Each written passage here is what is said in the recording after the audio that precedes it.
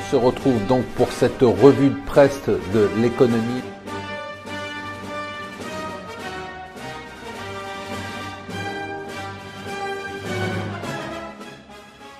Bonjour et bienvenue sur Mon Financier pour le Morning Zapping. N'oubliez pas ce soir, d'abord on est le vendredi 1er juin, ça y est, le mois de mai est terminé, c'est le mois de juin. N'oubliez pas ce soir, je le dis parce que moi j'oublierai de vous le dire à la fin, c'est votre argent exceptionnel puisqu'on va rejouer cette semaine et cette semaine a été agitée. Hier, beaucoup d'événements, d'abord en Italie, donc ça y est, il y a un gouvernement, alors on est soulagé d'avoir un gouvernement totalement absurde, c'est ça qui est complètement délirant, c'est-à-dire qu'on a eu tellement peur des élections anticipées qu'on se dit maintenant que c'est une bonne nouvelle d'avoir un gouvernement où il y a des eurosceptiques. Alors celui qui devait être ministre des Finances est devenu ministre des Affaires européennes et le ministre des Finances c'est eurocompatible et donc voilà pourquoi le président italien a accepté ce nouveau gouvernement qui ne devrait pas tenir très longtemps. Donc on va rentrer dans une crise politique sans fin en Italie. Pour l'instant, les marchés sont un tout petit peu calmés. Par contre, on a la nouveauté, c'est que Rajoy devrait tomber aujourd'hui. C'est quasiment certain. Le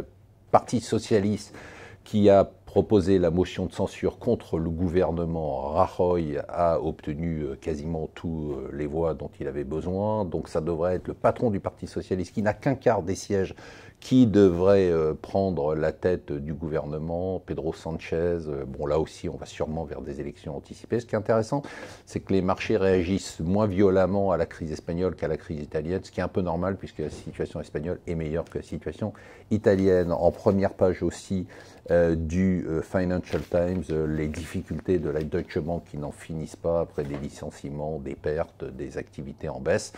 Alors, la première page des Échos, c'est là aussi événement majeur, la guerre commerciale. On regardait du côté de la guerre entre les États-Unis et la Chine. Maintenant, ça se joue avec l'Europe, avec le Mexique et le Canada. Les États-Unis considèrent que les négociations n'avancent pas assez rapidement et donc voilà, c'est parti. À partir d'aujourd'hui, on a des surtaxes de 10 et de 25% sur l'acier et l'aluminium. Bien évidemment, l'Europe va être obligée de réagir, mais l'Europe ne sait pas réagir face aux États-Unis, dont on va encore se ridiculiser et se faire avoir. Et le sauveur de la France, on pensait que c'était Macron. Macron nous a désigné un nouveau sauveur dont il pense qu'il doit jouer un rôle pour la France. C'est Zinedine Zidane qui a quitté, c'est une surprise, son poste d'entraîneur pour le Real Madrid. Et donc on attend en France prochainement. Voilà, je vous souhaite une excellente journée et déjà un bon week-end.